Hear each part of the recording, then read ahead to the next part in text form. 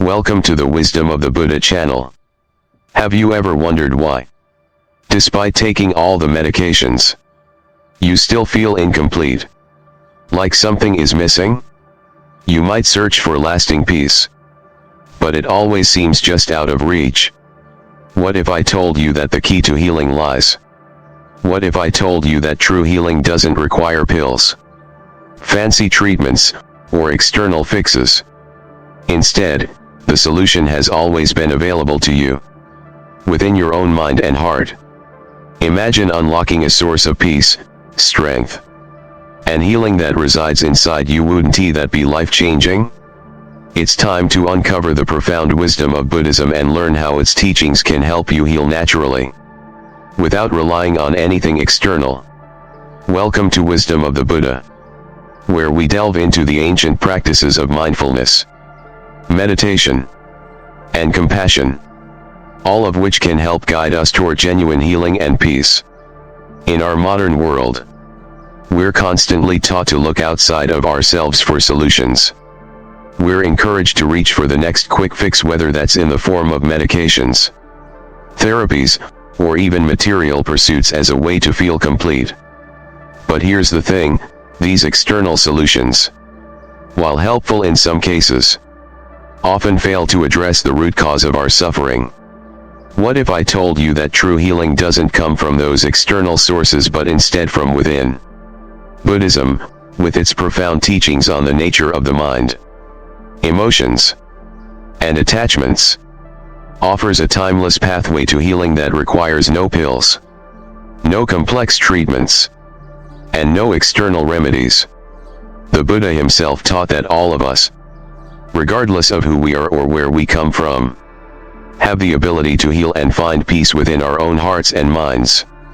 By looking inward and cultivating practices like mindfulness, meditation, and compassion, we can not only address the symptoms of our suffering, but also uncover the deeper sources of peace that have always been present. But how does that work? How can we heal naturally, without the constant need for external fixes? Today, on Wisdom of the Buddha, we'll explore how you can begin your own healing journey by embracing the wisdom of these ancient teachings. Whether you're struggling with stress, emotional pain, or even physical ailments, the power to heal lies within you, and Buddhism provides the roadmap for how to tap into that power. The connection between inner and outer health. Imagine for a moment a plant in your garden. At first glance, it may seem vibrant, with bright leaves and colorful blooms. But over time, you start to notice that the plant isn't thriving the way it should. Despite watering it every day, giving it sunlight, and even adding fertilizers, the plant continues to wither. Why? Because the soil is toxic. No matter how much care you provide on the surface, if the soil is unhealthy, the plant will never truly flourish. Now, let's draw a parallel between that plant and our own lives. Our physical health mirrors that of the plant. We can take all the medications, visit doctors, and go through treatments. But if the soil of our being, the mind, emotions, and inner world is toxic or unhealthy, true healing will never take place. The real cause of our physical discomfort or illness often begins in the mind, in the thoughts we think and the emotions we hold onto. How our inner world affects physical health. It's a concept that might seem abstract at first, but the connection between our mind and body is powerful, intricate, and undeniable. Our thoughts, feelings, and beliefs influence the way our body functions on a daily basis. Take stress as an example. Consider a famous individual like Oprah Winfrey, one of the most influential figures in media and business today. Oprah has openly discussed her battles with stress and the toll it has taken on her physical health over the years. Despite her success and wealth, she has had to confront challenges like chronic fatigue, which is often linked to the emotional and mental strain we place on ourselves. When we're constantly stressed or anxious, it doesn't just sit in our minds, it manifests physically. Headaches, back pain, digestive issues, and even heart problems can all arise from the ongoing tension in our lives. This is a clear demonstration of how our inner state, our mental health, has a direct impact on our outer physical health. The truth is that many of us have experienced this on some level. We've felt the weight of anxiety causing a tightness in our chest or a knot in our stomach. We've gone to bed with our minds racing, only to wake up feeling drained, even though we slept the full night. These are signs of the deep interconnection between the mind and body. Stress, unresolved emotions, and negative thought patterns don't just affect our mood. They have real, measurable effects on our bodies. Now, imagine someone like Steve Jobs, the legendary co-founder of Apple. Jobs was known for his fierce determination and visionary ideas that transformed the technology industry. Yet, despite his immense success, Jobs struggled with health problems, eventually passing away from pancreatic cancer. His physical illness, in a way, reflected the intense pressure and stress that he lived under, constantly trying to innovate and meet the world's expectations. It's a sad reminder that no matter how powerful, influential, or accomplished we are, if we neglect the soil of our inner world, our mental and emotional well-being, our bodies may ultimately pay the price. Buddhist perspective on suffering and health. Buddha's teachings offer profound insights into this connection between inner peace and outer health.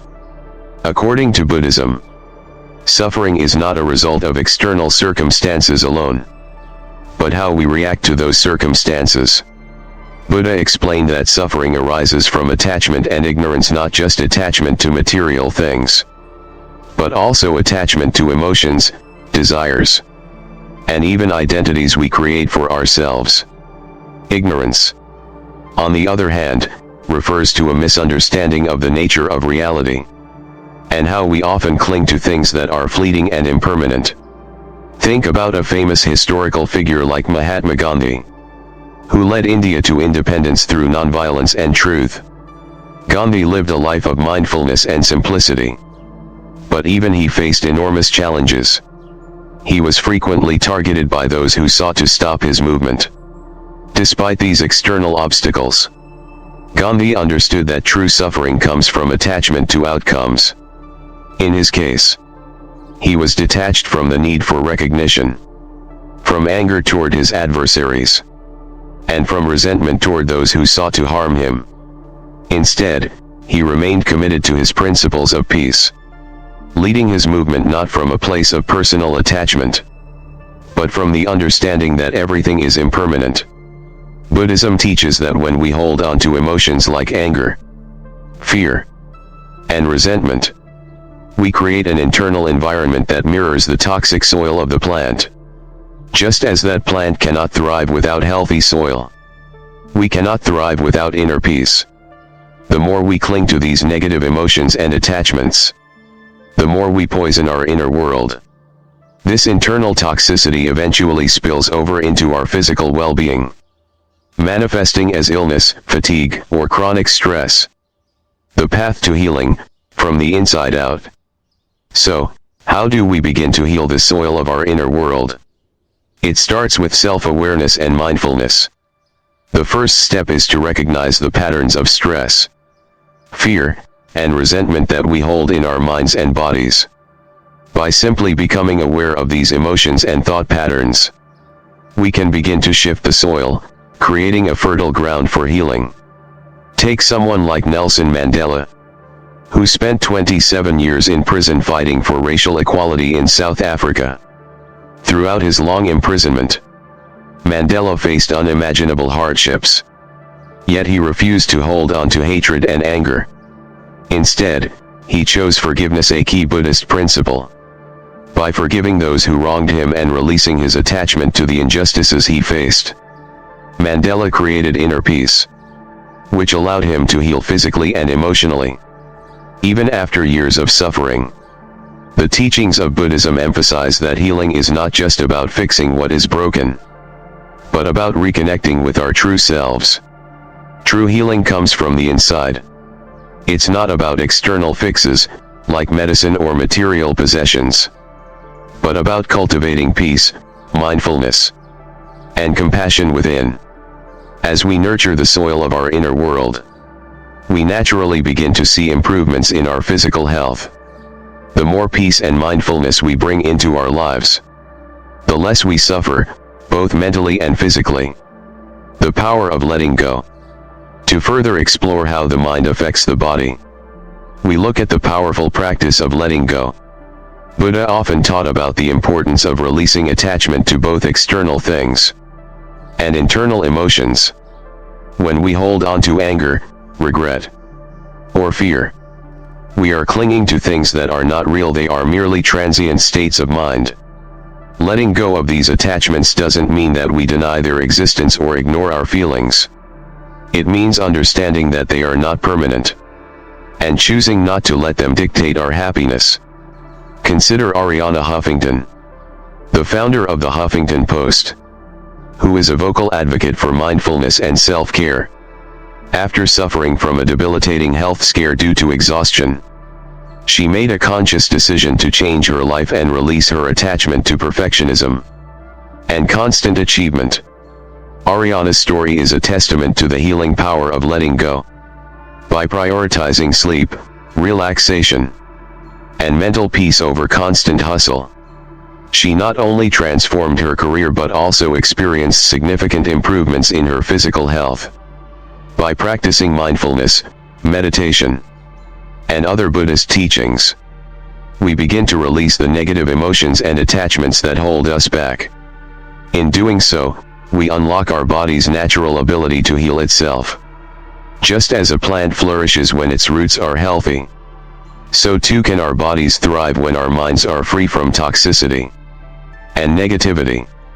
Bringing it all together, the path to true healing lies in understanding the intricate connection between our inner world and our outer health. Our thoughts, emotions, and beliefs shape the physical state of our bodies. Through mindfulness, letting go of attachments, and understanding the true nature of suffering, we can cultivate an inner world that promotes peace, health, and well-being. Just as plants need healthy soil to thrive, we need a healthy, peaceful mind to heal. Through the wisdom of Buddhism, we can transform our inner world and begin a journey toward true healing, both physically and emotionally. By understanding the roots of suffering and cultivating mindfulness, compassion, and peace, we can create an environment in which we, like the plant, can finally flourish. Healing through mindfulness. Mindfulness is one of the simplest yet most profound practices available to us when it comes to healing both mentally and physically. It sounds simple, but in our fast-paced world where distractions are endless and our attention is pulled in 1,000 directions, the act of being truly present can seem revolutionary. Mindfulness is the practice of being aware of our thoughts, feelings, and bodily sensations in the moment without judgment. In a sense, it's like stopping the incessant chatter of the mind, allowing us to reconnect with ourselves on a deeper level. Mindfulness practice, the foundation of healing. At its core, mindfulness is about focusing on the present moment, nothing more, nothing less.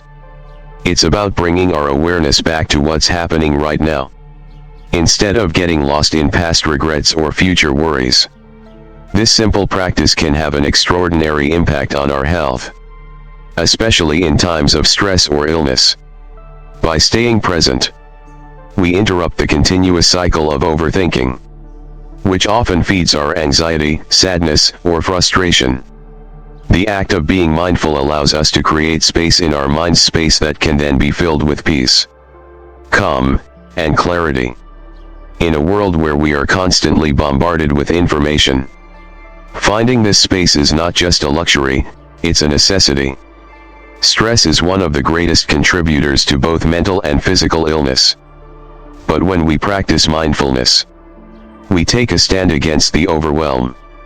Mindfulness is the antidote to this stress, helping us bring balance and equilibrium back into our lives. Take a moment to consider someone like Emma Watson, the well-known actress and activist.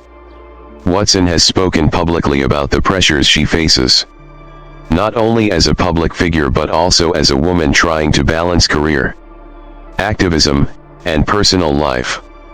Despite her busy schedule, she has incorporated mindfulness practices into her life as a way to cope with anxiety and maintain her mental health. For Emma, mindfulness is not about escaping the challenges of life but about facing them head-on with a grounded, centered approach. When she feels overwhelmed or stressed, she takes the time to stop, breathe, and refocus her mind on the present. This simple act has empowered her to maintain a sense of peace amid the chaos of her demanding life. Personal insight: the power of mindful breathing. Mindfulness doesn't require a grand gesture. In fact, its most transformative aspects are often the smallest and most personal. One of the most accessible tools within mindfulness is conscious breathing. I have personally found mindful breathing to be incredibly powerful, especially in times of stress. When my mind races and the tension builds in my body, I take a few moments to focus on my breath. I inhale deeply, hold it for a moment, and then exhale slowly, consciously releasing the tension that I've been carrying both mentally and physically. This practice of mindful breathing may seem simple, but it is powerful. The breath serves as an anchor, pulling us back into the present moment and away from the negative thoughts that often cause us to spiral into stress. By focusing on the rhythm of our breath, we shift our attention away from the overwhelming flood of thoughts, and in doing so, we create space for relaxation and clarity. The body responds to this simple act by relaxing, and the mind follows suit, allowing us to experience a brief, yet profound, sense of peace. Think of LeBron James, a basketball player who is often regarded not only for his athleticism but also for his mental discipline. James has spoken about his mindfulness practices, including his use of deep breathing exercises to calm his nerves before games. Despite the intense pressure of being one of the most famous athletes in the world, LeBron has learned to find peace in the present moment. In the midst of the noise and the expectations placed on him, he finds his grounding through mindful breathing. This is a powerful example of how something as simple as focused breathing can have a profound impact on both mental clarity and physical performance. Real-life example: handling anxiety in the moment. A particularly relatable example of mindfulness at work can be seen when we experience anxiety, especially before an important event like a meeting or presentation. Imagine you are preparing for a big meeting with potential clients or partners. Your heart begins to race, your palms sweat, and the feeling of dread starts to overtake you. Your mind races through all the worst-case scenarios, and before you know it, your anxiety has taken control. It's easy to get lost in the overwhelming thoughts that flood your mind. But here's where mindfulness can make all the difference. Instead of allowing the anxiety to consume you, you take a moment to stop. You focus on your breathing. Inhale deeply, hold it for a second, and then exhale slowly. As you do this, you center your awareness on the breath, which pulls you out of the spiral of anxious thoughts and into the present moment. With each breath, the anxiety slowly begins to subside. Your heart rate slows, your mind becomes clearer, and the overwhelming feelings of panic fade away. Think of Barack Obama, the former president of the United States, a man who faced immense pressure during his time in office. Obama has been open about his mindfulness practice, which includes deep breathing and reflection to manage the intense stress of the job. Even in high-stakes situations such as addressing the nation or engaging with foreign leaders, Obama relies on his ability to focus and stay present. By grounding himself in the present moment, he's able to face challenges with a clear, calm mind.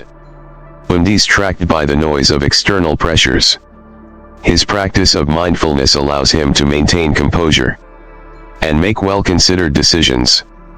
This ability to maintain calm in moments of anxiety is one of the core benefits of mindfulness.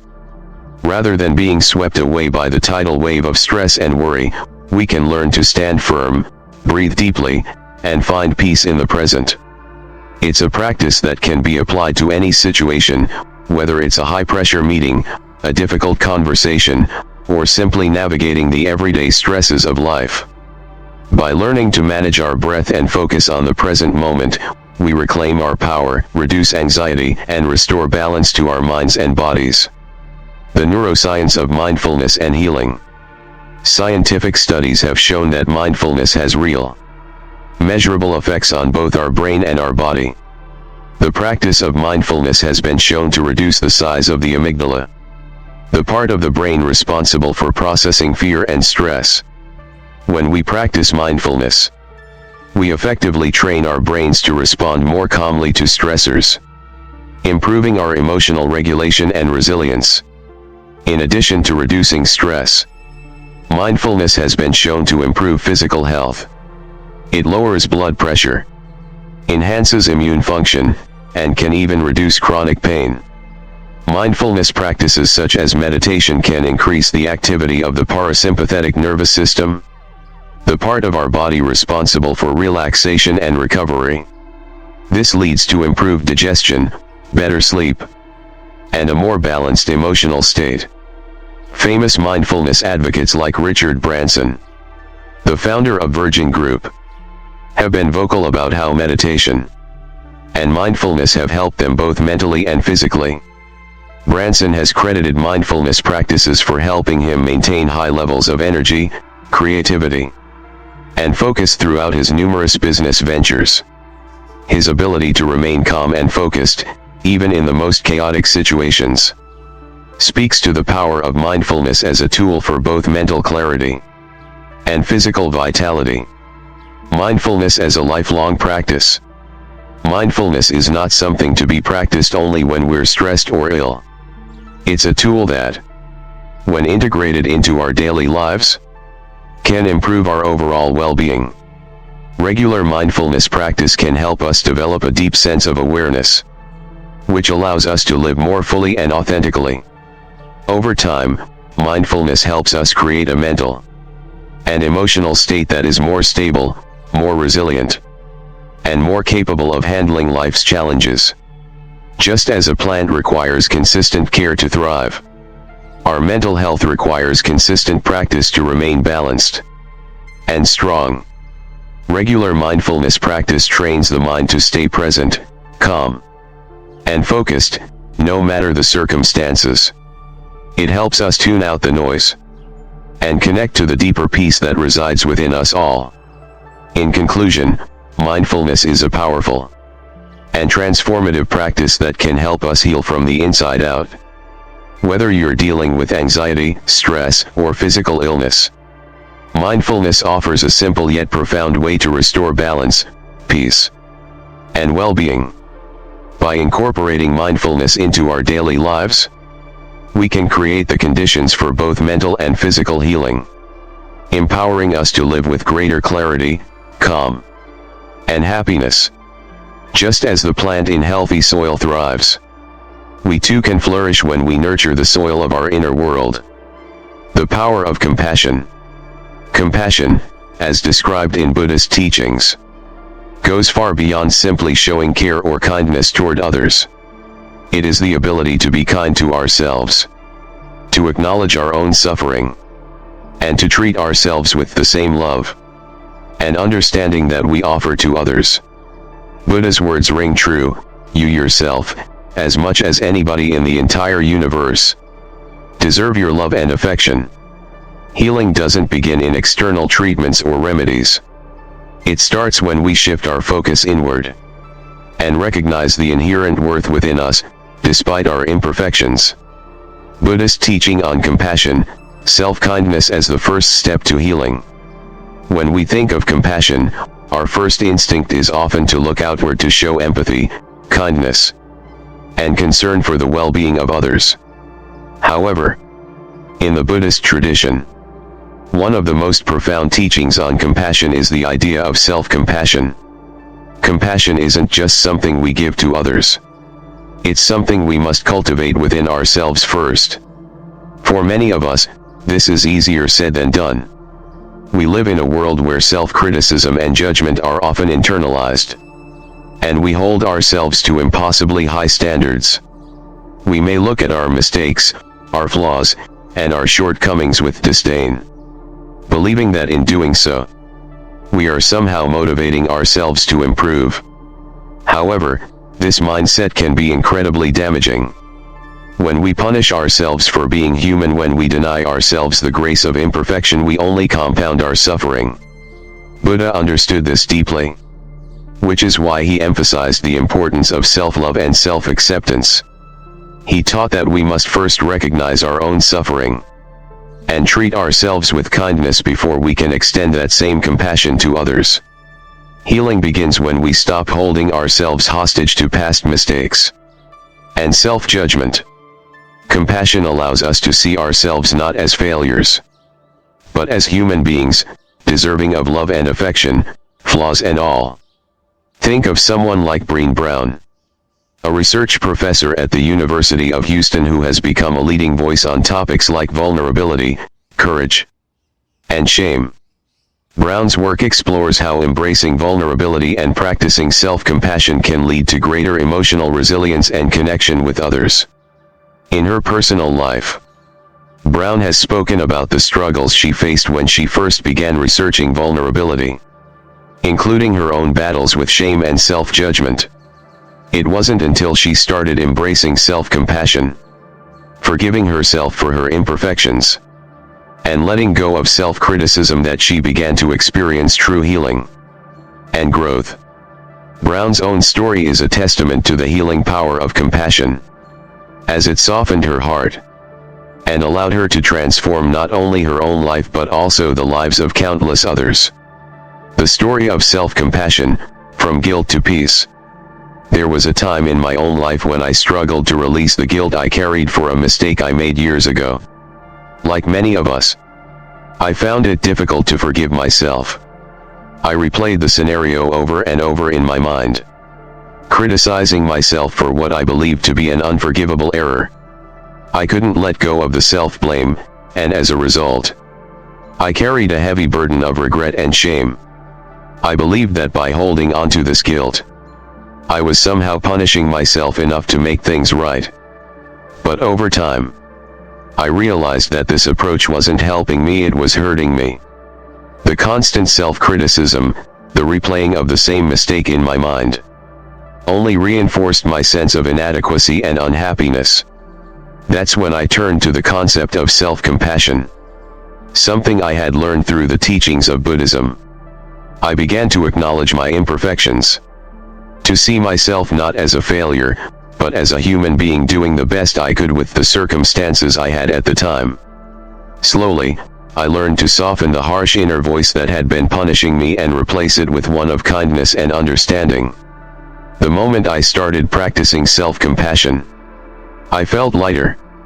The weight of the guilt lifted, and I began to experience a sense of peace that had eluded me for so long. This was the healing power of compassion. It wasn't about fixing what was broken or erasing the past. It was about accepting myself as I was and allowing myself to heal, flaws and all. By offering myself love and understanding, I unlocked a sense of well-being and emotional balance that had been buried beneath layers of self-judgment. This is a powerful lesson. When we stop punishing ourselves for being human, when we acknowledge our imperfections and offer ourselves compassion, we create the space for healing to occur. Compassion softens the heart, eases the mind, and enables us to move forward with grace and resilience. Self-compassion in the lives of powerful figures. We often think of compassion as something reserved for others. But the most powerful leaders and influential figures in the world understand that true compassion begins within. Self-compassion is not about selfishness or self-indulgence. It's about recognizing our own humanity and treating ourselves with the care we deserve. Several well-known figures have demonstrated how self-compassion can be a key to both personal growth and public success. Take Jacinda Ardern, The former Prime Minister of New Zealand, for example. Throughout her tenure, Ardern faced immense pressure, balancing her role as a world leader with her personal life. After the tragic events of the Christchurch shooting in 2019, she showed unparalleled compassion and leadership, not only to her country but also to herself. Ardern has spoken about the importance of practicing self-compassion, especially during times of crisis. She acknowledged the weight of the responsibility she carried, but also made it a point to nurture her own well-being, prioritizing self-care alongside her professional duties.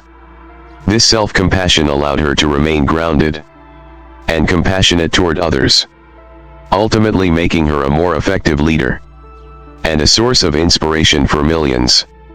Ardern's story demonstrates that compassion, both for others and for oneself, is essential for healing and growth.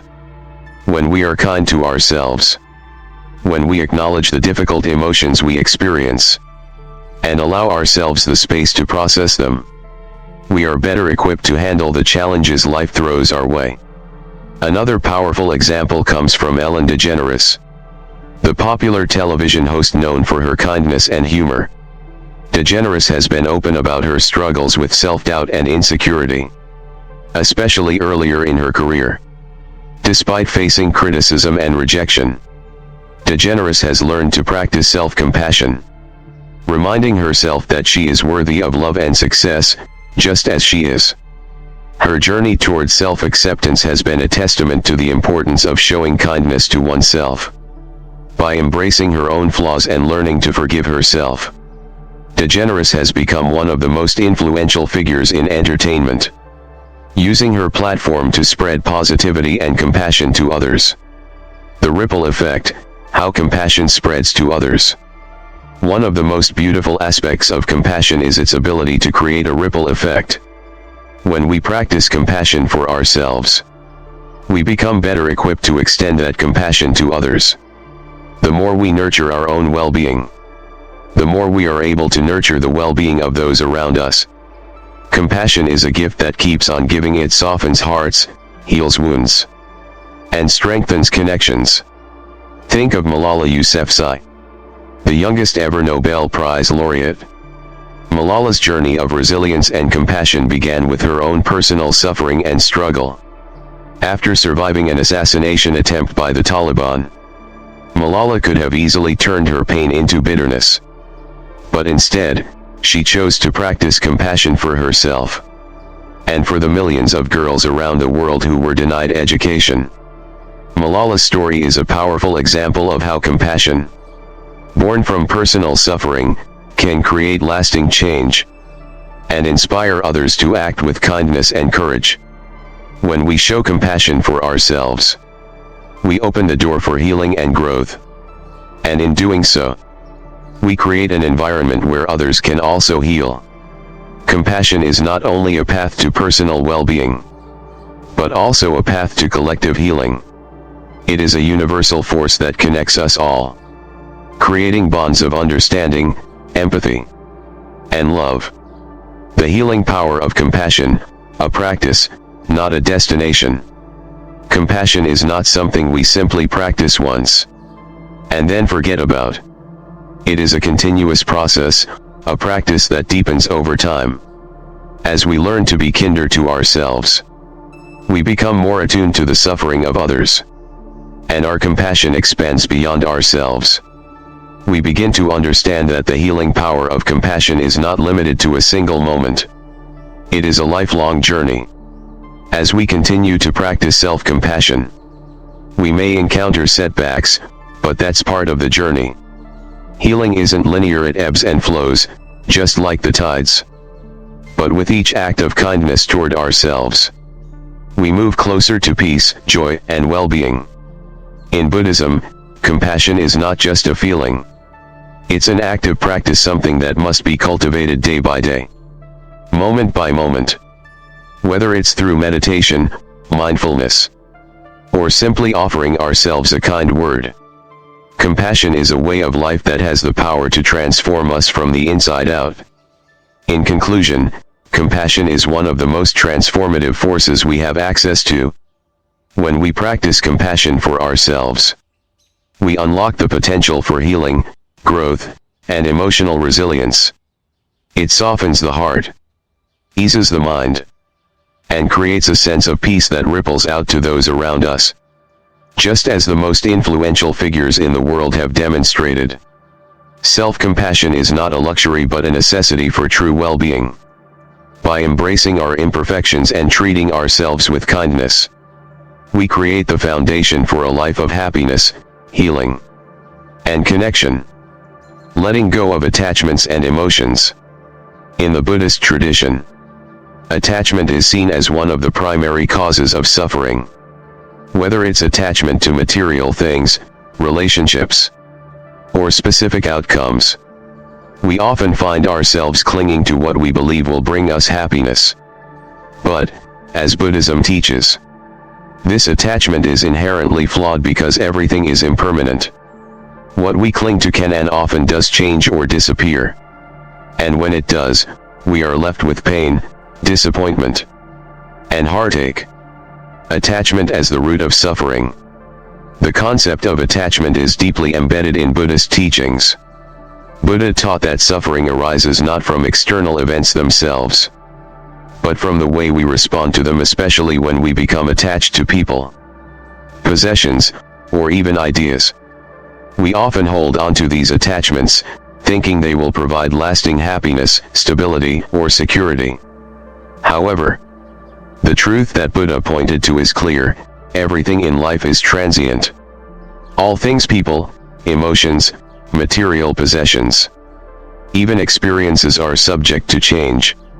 They come into our lives, and they eventually leave. Think about a famous figure like Jeff Bezos, the founder of Amazon, one of the wealthiest men in the world. For many years, Bezos was deeply attached to the success of his business, the growth of Amazon, and the pursuit of expanding his empire. His identity was intertwined with his work and his financial success.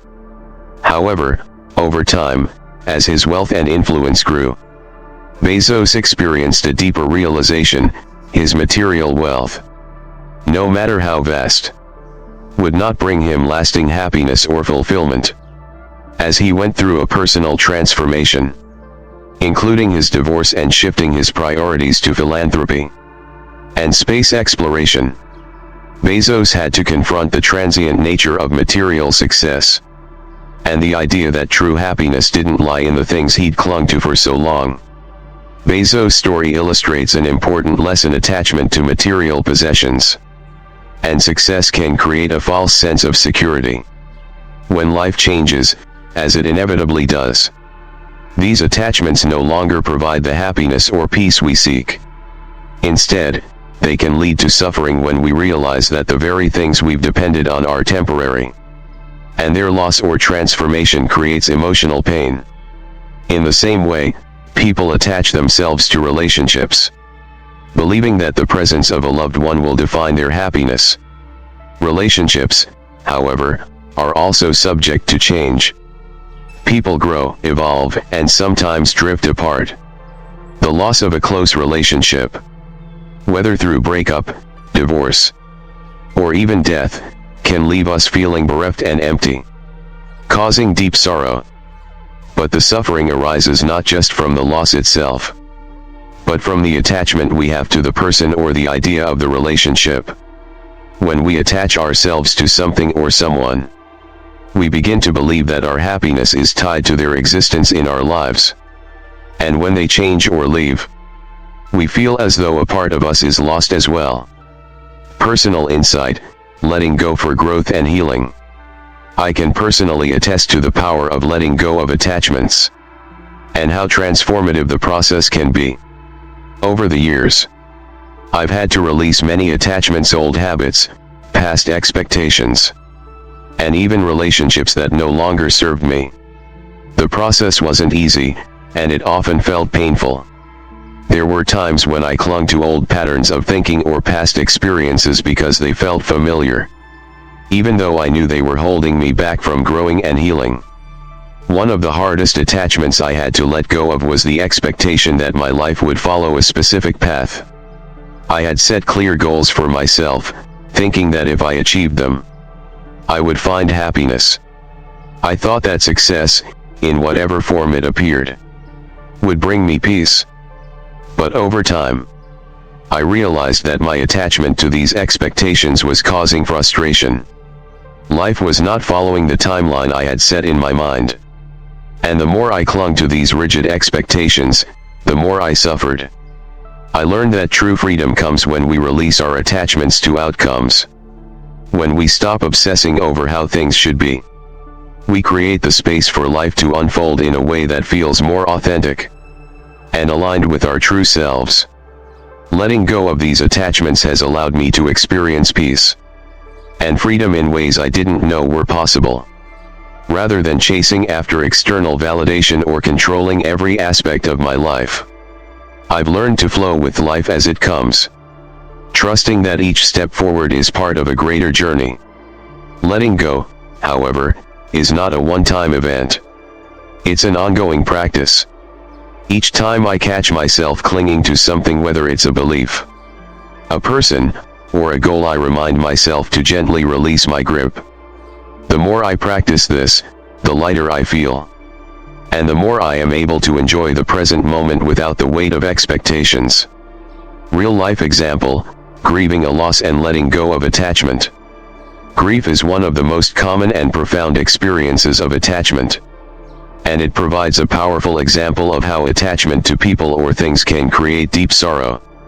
When someone we love is no longer in our lives, whether through death, separation, or any form of loss, the emotional pain can be overwhelming. The attachment we have to the person or relationship is often so deep that it feels as though part of ourselves is gone. Take the example of Princess Diana. Diana was adored by millions around the world, and her sudden death in 1997 shocked the world. For those who followed her life, especially her charitable work, and her role in breaking societal taboos, her death represented not just the loss of a public figure, but the loss of an ideal. Many who admired her felt as if they had lost a personal connection to her. This attachment to her legacy, to the idea of her as an icon of compassion and kindness, left many grieving for something that no longer existed. But the journey of healing from such a loss begins when we recognize that our attachment to the person or their image is causing us pain. This doesn't mean we stop caring or forget about them. It simply means that we acknowledge the grief and let go of the attachment to the past, to the idea of what once was. In Princess Diana's case, the legacy she left behind continues to inspire millions. But the attachment to her physical presence, her persona, must evolve in order for people to continue healing. The same concept applies when we are grieving any loss, whether it's a relationship, a job, or even an identity we once held. The path to healing doesn't require erasing the memory or forgetting the importance of the person or thing. It requires the courage to let go of the attachment to the past and move forward, carrying the lessons learned and the love shared, without clinging to the pain of loss. How letting go of attachment creates space for new possibilities. When we let go of our attachments, we create space for new possibilities. We allow ourselves the freedom to grow beyond the confines of our past experiences and expectations. By letting go, we stop limiting ourselves to a specific outcome, and we open ourselves to the endless potential that life has to offer. A great example of this can be seen in the life of J.K. Rowling, the author of the Harry Potter series. Before she became one of the best-selling authors in history, Rowling experienced rejection after rejection from publishers. And at one point, she was living in near poverty. Her attachment to her identity as a struggling writer could have prevented her from moving forward. But instead of clinging to that identity, and the negative emotions attached to it, Rowling let go of her past struggles and continued writing. When she finally allowed herself to release the attachment to her failures and past disappointments, She created the space for her creativity to flourish. The result was not just a successful series, but a global phenomenon that changed the lives of millions. Letting go of attachment, especially when it comes to failure or disappointment, is not about giving up. It's about releasing the hold these past experiences have on us, so we can move forward with renewed purpose and optimism. When we stop holding on to the past, we can truly live in the present and embrace whatever comes next with open arms. Letting go and the importance of non-attachment. The practice of non-attachment is an essential aspect of Buddhist philosophy. Non-attachment doesn't mean detaching from life or emotions, but rather recognizing that we do not need to cling to them in order to be happy or fulfilled. It means acknowledging that everything, from material possessions to relationships, is impermanent. The more we practice non-attachment, the less we suffer when things change. Consider Elon Musk, the CEO of Tesla and SpaceX, whose innovative ideas have revolutionized multiple industries. Musk has always maintained a level of detachment when it comes to his business ventures. For example, despite the numerous obstacles and failures he faced, he has continued to push forward with his vision for the future. His willingness to let go of past setbacks and failure has been a key driver of his success. Musk's non-attachment to specific outcomes has allowed him to stay flexible and adaptable, which is crucial for someone who is constantly pushing the boundaries of technology. Non-attachment is not about avoiding feelings or letting go of our dreams.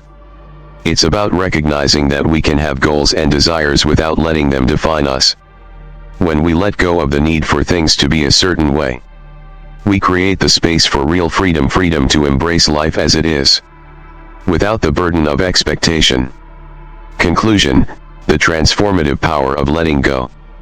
Letting go of attachments and emotions is not a simple or easy process, but it is one of the most powerful ways to transform our lives. By releasing our attachment to people, things, and outcomes, we free ourselves from the cycle of suffering and open ourselves to a life of peace, growth, and possibility. Whether it's letting go of past mistakes, old habits, or attachments to the way things should be, the act of releasing creates the space for healing and transformation. Just as the lotus blooms in muddy waters, letting go of attachments allows us to emerge from the past and embrace the fullness of life. It is through this process of letting go that we discover true freedom and peace.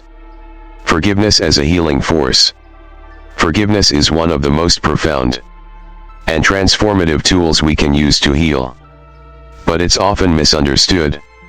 Many people believe that forgiveness is about forgetting the hurt, excusing wrongdoings, or allowing others to get away with their mistakes. In reality, forgiveness is not about condoning harmful actions.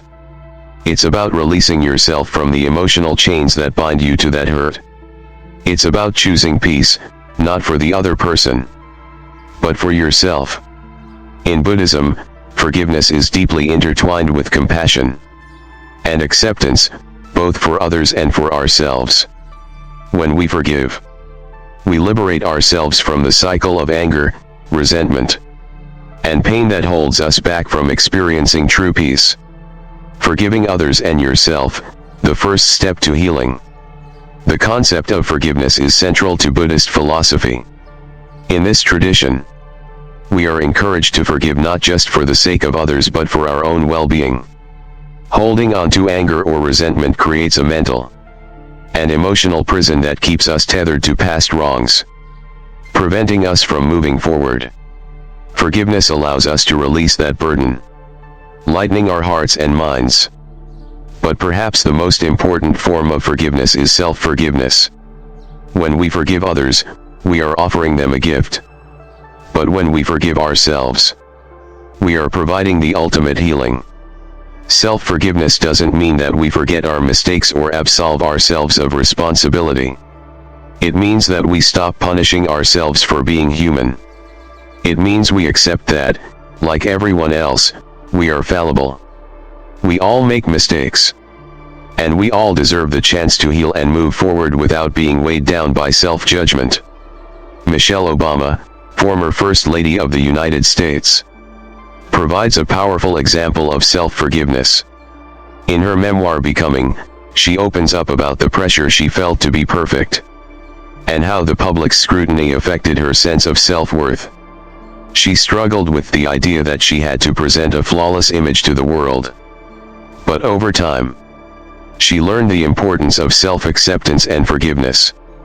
In particular, Michelle shares how learning to forgive herself allowed her to embrace her imperfections and focus on what truly mattered, being authentic and true to herself. Michelle's journey highlights an important aspect of forgiveness. It's not just about absolution. It's about choosing to let go of the guilt, shame, and regret that keep us tied to our mistakes. This process of self-forgiveness doesn't mean we give up on self-improvement. It means we release the burden of self-blame and allow ourselves the grace to learn, grow, and heal. The healing power of forgiveness, an ancient wisdom. Forgiveness is also a deeply spiritual practice. In Buddhism, the act of forgiveness is not just emotional. It's a mental discipline. When we forgive, we are practicing a deep form of mental purification, ridding ourselves of negative attachments. This mental discipline requires us to let go of the emotional baggage we carry and move beyond the pain that has defined our relationship to others. As Buddha taught, the key to freedom lies not in seeking revenge or holding on to anger, but in cultivating an open heart and mind, free from grudges. Consider Desmond Tutu, the late Archbishop and Nobel Peace Prize laureate, who became a symbol of forgiveness and reconciliation in post-apartheid South Africa.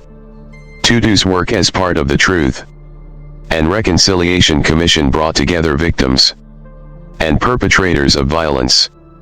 His personal belief in forgiveness and healing helped shape the nation's efforts to heal from the deep scars left by years of racial injustice. Tutu's perspective on forgiveness wasn't about erasing the past, but about giving people the opportunity to free themselves from the emotional weight of that past. He understood that forgiveness is essential not only for the individual, but for the collective healing of a community. Tutu's story teaches us that forgiveness is not just an individual process. It is something that can transform entire societies. It's a force for healing that can break down the walls of division, allowing people to rebuild their lives and relationships on a foundation of compassion and mutual understanding. His commitment to forgiveness changed the course of history and helped South Africa emerge from a deeply painful period with dignity and hope.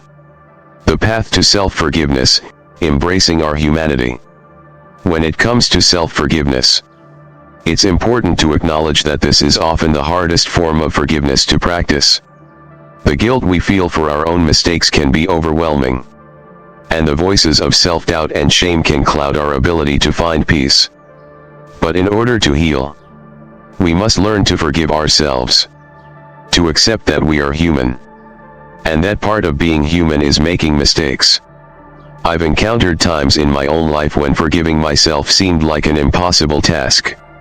I'd made decisions that I deeply regretted, actions that felt out of alignment with who I wanted to be. I spent years carrying that guilt, letting it define my sense of self-worth. But through Buddhist teachings, I came to understand that holding on to guilt and shame was only causing more suffering. The healing process didn't begin with fixing my mistakes, it began with accepting myself as I was, and learning to embrace my imperfections. Self-forgiveness allowed me to stop punishing myself for the past, and, instead, focus on the present moment. I learned to acknowledge my mistakes with compassion, without judgment, and to move forward with a renewed sense of purpose. Through this practice, I discovered that healing doesn't come from perfection, it comes from embracing the whole of who we are, flaws and all. Real-life example, the role of forgiveness in overcoming trauma. One of the most powerful examples of the healing force of forgiveness can be found in the story of Maya Angelou, the celebrated poet and author. Angelou experienced profound trauma during her childhood, including sexual abuse. For years, she struggled with the emotional scars of that experience. And for a long time, she could not find peace. But Angelou, like many people who have suffered trauma, eventually realized that forgiveness was the key to her healing. In her writing, she talks about the importance of releasing the hold that anger, resentment, and fear had over her. She did not forgive her abuser for their sake, she forgave them for her own. By doing so, she freed herself from the emotional chains that had kept her bound to the pain of her past. Angelou's ability to forgive and to forgive herself allowed her to heal in a way that few could have imagined. It didn't erase her past, but it allowed her to take back her power and move forward with dignity and grace. Angelou's story is a testament to the power of forgiveness as a healing force. It shows us that forgiveness is not about forgetting what happened or excusing wrongdoings. It's about releasing ourselves from the weight of pain and anger, choosing to reclaim our peace and freedom. It is a practice of emotional liberation that can transform even the deepest wounds. Forgiveness as a path to freedom. The process of forgiveness allows us to liberate ourselves from the cycle of suffering caused by resentment and anger. When we choose to forgive, we no longer give our energy to the things that have hurt us. Instead, we redirect that energy toward healing and growth. It is not an easy process, but it is one of the most powerful choices we can make for our emotional well-being. In Nelson Mandela's case, after spending 27 years in prison, he chose forgiveness as the path toward healing his country. South Africa had been torn apart by apartheid, a system of racial segregation and oppression that left deep scars in the hearts of its people. But rather than seeking revenge against those who had wronged him, Mandela chose to forgive. His decision to forgive was a revolutionary act. It was a decision to rise above anger and hate, choosing instead to lead his country with wisdom and compassion. Through forgiveness, Mandela helped heal a divided nation and showed the world the transformative power of letting go of bitterness. Mandela's example teaches us that forgiveness is not a sign of weakness, but of strength. It takes incredible courage to let go of the anger and pain that we carry, but in doing so, we unlock the door to freedom. Forgiveness doesn't mean forgetting, it means releasing the grip that the past holds on us and embracing a future filled with peace and possibility. The power of compassion in forgiveness. At the heart of forgiveness lies compassion. Compassion allows us to see the humanity in others, even those who have wronged us. It helps us to understand that everyone is capable of making mistakes, and that our suffering, as well as theirs, is part of the shared human experience. When we approach forgiveness with compassion, we release the desire for retribution and replace it with a desire for healing. Consider Malala Yousafzai, the Pakistani education activist who was shot by the Taliban for advocating girls' education. Despite the violence she endured, Malala chose not to respond with anger or hatred. Instead, she forgave her attackers and focused on her mission of promoting peace and education for all children. Through her forgiveness, Malala's message became even more powerful, showing the world that healing can begin when we release hate and replace it with love and compassion. Malala's story is a powerful reminder that forgiveness is not only for the person we forgive, it's for ourselves. It is an act of self-liberation that allows us to heal, grow, and become stronger in the face of adversity. By practicing compassion and forgiveness, we free ourselves from the chains of anger and resentment, creating the space for peace and healing to enter our lives. Forgiveness is an act of liberation from the past, liberation from anger, and liberation from the suffering that we create by holding on to resentment. Whether we are forgiving others or ourselves, forgiveness opens the door to healing and emotional freedom. By embracing forgiveness, we reclaim our peace and allow ourselves to live fully in the present, free from the weight of past wrongs. It is through forgiveness that we discover the true power of compassion. not just for others, but for ourselves as well. The journey of healing, a process, not a quick fix. Healing is often presented as a goal, something to be attained quickly, an ideal state of health or emotional peace to be reached as soon as possible. But in reality, true healing is far more complex. It's not a linear path, nor is it something that happens all at once. Healing is a journey, and like any journey, it's full of ups and downs, challenges, and moments of growth that don't always follow a predictable trajectory. This journey requires patience, resilience, and above all, a deep trust in the process. Healing takes time. True healing isn't instantaneous. One of the most difficult aspects of healing is understanding that it takes time. There are no shortcuts, no quick fixes that will miraculously make us feel whole again. Healing is a gradual process, often filled with moments where it feels as though things are getting worse before they get better.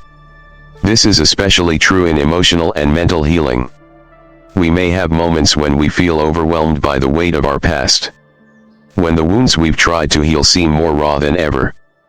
But this isn't a sign that we're failing or that we aren't making progress. It's simply part of the process. Oprah Winfrey has spoken about her own healing journey many times. Despite being one of the most successful and influential figures in the world, Oprah has faced deep personal struggles, including a challenging childhood, self-doubt, and moments of emotional pain. In one of her interviews, she talked about how she once thought that success would solve all her problems. However, she soon realized that true healing wasn't something that would happen overnight, nor was it something she could simply achieve by fixing the outer parts of her life. It was about confronting the internal wounds, and understanding that healing is a journey, a lifelong one. For Oprah, healing was about being patient with herself, acknowledging the pain, and taking small, intentional steps toward emotional and mental peace. She had to trust the process, even when it didn't feel like things were improving immediately. Her journey shows us that healing isn't just about a destination. It's about learning to navigate the process, with all its complexities, with patience and grace. The same concept applies to physical healing. Whether it's recovering from an illness, injury, or long-standing health issues, the road to recovery is rarely a straight line. You might experience moments of improvement, followed by setbacks. And at times, it can feel frustrating, like you're moving backward instead of forward. But as the famous saying goes, healing is not linear. Every step you take is progress, even if it doesn't feel like it in the moment. Every day you face the challenge of your condition, you are moving forward in your journey of healing. Richard Branson, the founder of Virgin Group, is another prominent figure who has shared his own experiences with healing. Branson is known for his fearless approach to business, but he has also had to confront significant health issues, including his struggles with chronic pain. He has emphasized that true healing takes time and requires ongoing effort. For Branson, this means taking care of both his physical and mental health, recognizing the importance of self-care, and embracing the journey toward healing, even when it feels slow or challenging. Branson's story serves as a reminder that healing, whether physical, emotional, or mental, is a marathon, not a sprint. It requires continual attention, self-awareness, and dedication. The patience required in the healing process. Patience is one of the most essential components of healing, and yet it is often the hardest part of the process. We live in a fast-paced world, and we are conditioned to expect quick results, especially in the era of instant gratification. But true healing doesn't conform to that timeline. Healing requires that we slow down and allow ourselves the time we need to process, grow, and rebuild. We need to give ourselves permission to take our time. When we are healing, we are not just recovering from an illness or injury. we are often confronting the emotional and psychological roots of our suffering. This deeper work takes time. It's about unraveling the layers of past trauma, emotional pain, and negative beliefs we've carried with us. This is not something that can be done in a few days or weeks. It requires months, sometimes years, of reflection, learning, and practice. Serena Williams, any of the greatest tennis players of all time, provides a clear example of the patience required in the healing process. After giving birth to her daughter in 2017, Williams experienced life-threatening complications, including pulmonary embolism and hematoma. Her physical healing was slow and arduous, but she didn't let the frustration of being unable to play right away discourage her. Instead, Williams took it one day at a time, allowing her body to heal gradually. What's particularly remarkable about her journey is that she had to deal not only with her physical recovery, but also the mental and emotional challenge of returning to a sport where she had been at the top of her game. Serena had to learn patience and trust the process, understanding that even though recovery seemed slow, every step was progress. She eventually made a triumphant return to tennis, reminding us that healing requires patience, faith, and perseverance. Personal insight: my own journey of healing. Personally, I've been on this journey of healing for much longer than I expected, and there have been moments when it felt overwhelming. Like many others, I initially believed that healing was a destination, something to be achieved once I fixed the problems in my life. But the deeper I got into my own journey, the more I realized that healing is not a single event but a lifelong process. There have been many days when I felt like I was back at square one, and I questioned if I was ever going to get better. But I've learned that these moments are not setbacks. They are part of the natural ebb and flow of healing. Healing isn't just about overcoming physical pain or trauma. It's also about shifting our mindset. It's about releasing the belief that we must be perfect, that we must be fixed in a certain way, and instead, accepting that we are always in the process of becoming. This acceptance of ourselves, of our imperfections, of the journey we're on has been one of the most profound lessons I've learned. True healing comes when we allow ourselves to be human, when we accept that we will have moments of weakness, doubt, and pain, but we are still worthy of love and growth. Through this process, I've learned that the road to healing doesn't have a clear endpoint. There's no magic moment when everything suddenly feels right. Instead, healing is about learning to trust that each step, no matter how small, is a step in the right direction.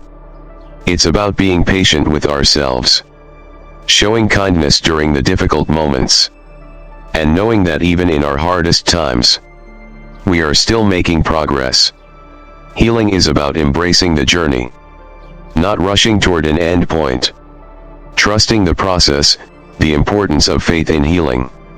Another crucial element of the healing process is faith. This doesn't necessarily mean faith in a religious or spiritual sense, although that can be part of the process for some.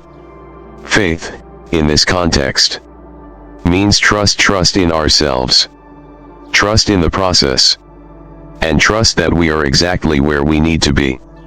The journey of healing is about believing that even when we can't see the end result, each step forward is part of a larger transformation. It's about knowing that, even on the days when it feels like we're not progressing, we are still moving toward healing, growth, and wholeness.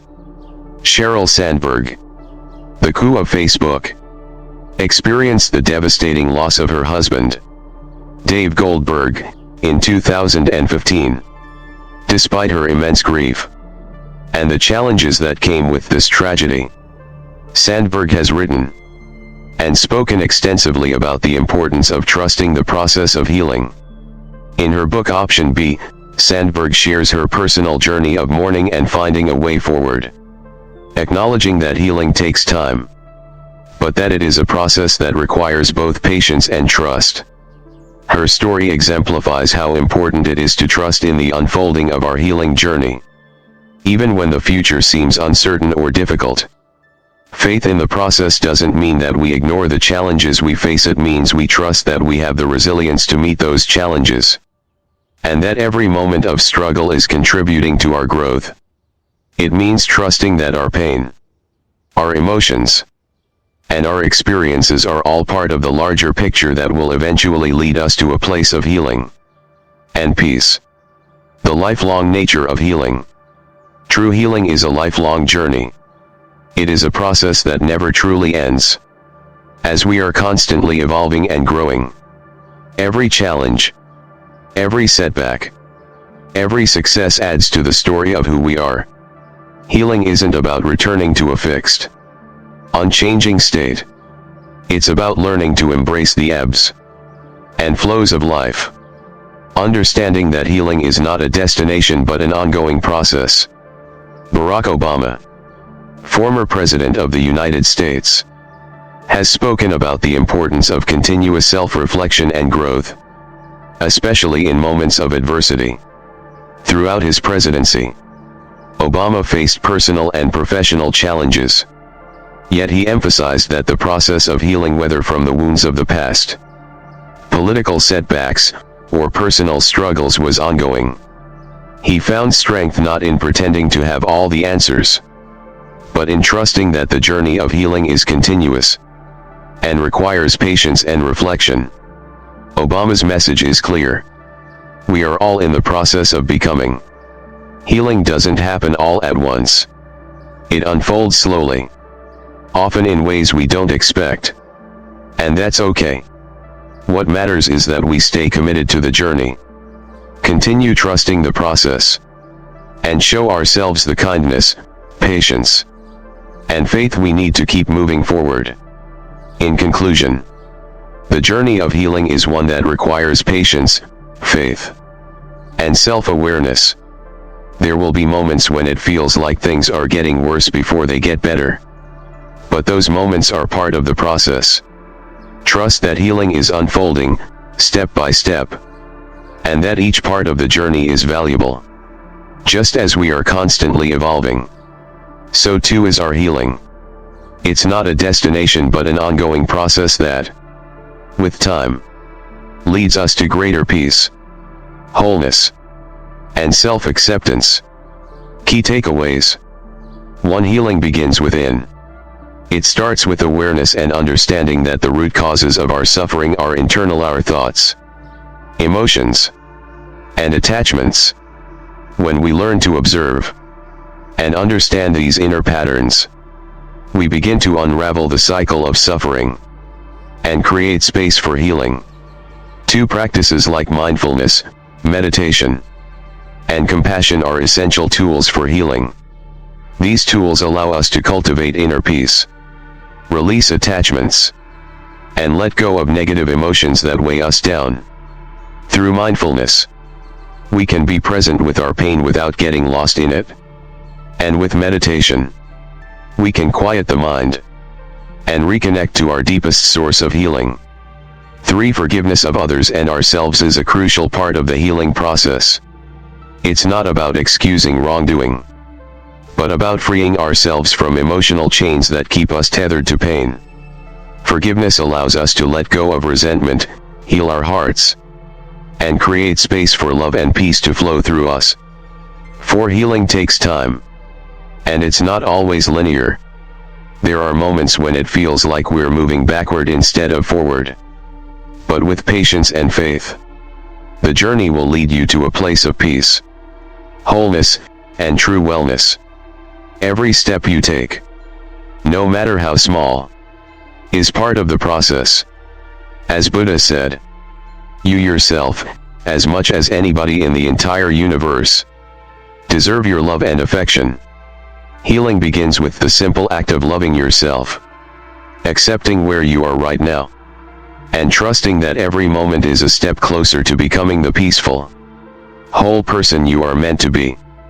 If you found this wisdom helpful, don't forget to like, comment, and subscribe to Wisdom of the Buddha. We have many more teachings to share with you. And together, we can walk this path to healing and peace. Let's grow and heal together, one step at a time. The road to healing is not one that can be traveled overnight, but it is one that can be incredibly rewarding. By embracing the teachings of Buddhism, we begin to understand that healing is not about seeking external solutions, but rather about looking within and discovering the peace and wisdom that reside inside of us. Through patience, mindfulness, compassion, and forgiveness, we open the door to a life of peace and well-being, free from the grip of negative emotions, attachments, and suffering. Remember, the journey of healing is not a destination, it's a lifelong practice of self-awareness, self-compassion, and inner growth. Each day, you have the opportunity to take one step closer to the peace and wholeness that's already within you. Trust in the process, and you'll find that healing is unfolding with every step you take. Take a moment today to reflect on your own healing journey. And remember, you are worthy of love, peace, and happiness. You have everything you need within you to heal. Let this be the moment you begin